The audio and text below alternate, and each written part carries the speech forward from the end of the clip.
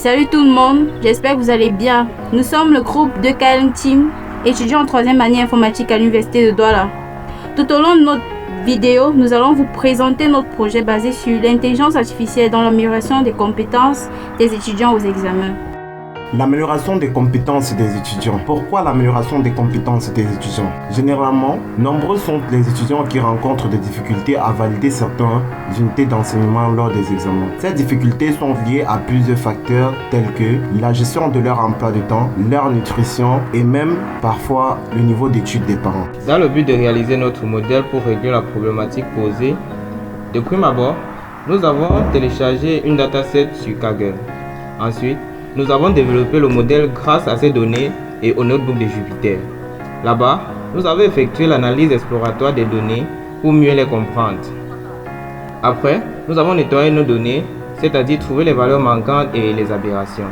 Ensuite, nous avons divisé notre modèle en 3, entraînement, validation et test. Puis, nous avons conçu notre modèle grâce à plusieurs algorithmes, mais nous avons choisi celui de la forêt aléatoire. Pour la deuxième partie, après l'entraînement du modèle, nous l'avons déployé sur le web, c'est là grâce à la bibliothèque Streamlit de Python, qui nous a permis de créer une interface web pour notre modèle. Après avoir déployé le modèle sur Streamlit, vous pouvez y accéder grâce au lien suivant. Une fois sur cette page, entrez vos informations et exécutez. Vous aurez comme sortie le pourcentage de réussite et quelques conseils pour améliorer ce résultat.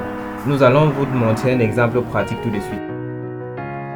Une fois que vous aurez cliqué sur le lien, vous allez vous retrouver sur cette page. Bienvenue sur Prédit Résultats. Là, vous devez remplir tous les champs de ce formulaire pour avoir votre prédiction. Nous allons donc commencer. Prenons un exemple, un individu normal. Le niveau d'études de ses parents, nous allons dire BTS. Quel type de déjeuner il prend? Nous allons mettre réduit. Faites-vous des cours de mise à niveau? Nous allons dire oui. On va afficher les données. Et après, exécuter. Après l'exécution, nous voyons ici.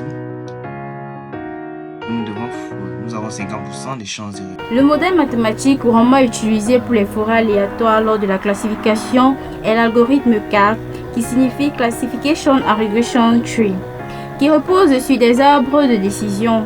La formule générale pour un arbre de décision peut être représentée comme suit. Pour chaque nœud, le modèle calcule une fonction de décision basée sur une combinaison linéaire des caractéristiques d'entrée, telles que h de x est égal à la somme des wx multiplié par xi plus b, où h de x est la fonction de décision pour un nœud donné, wi les poids associés aux caractéristiques d'entrée xi et b est le biais.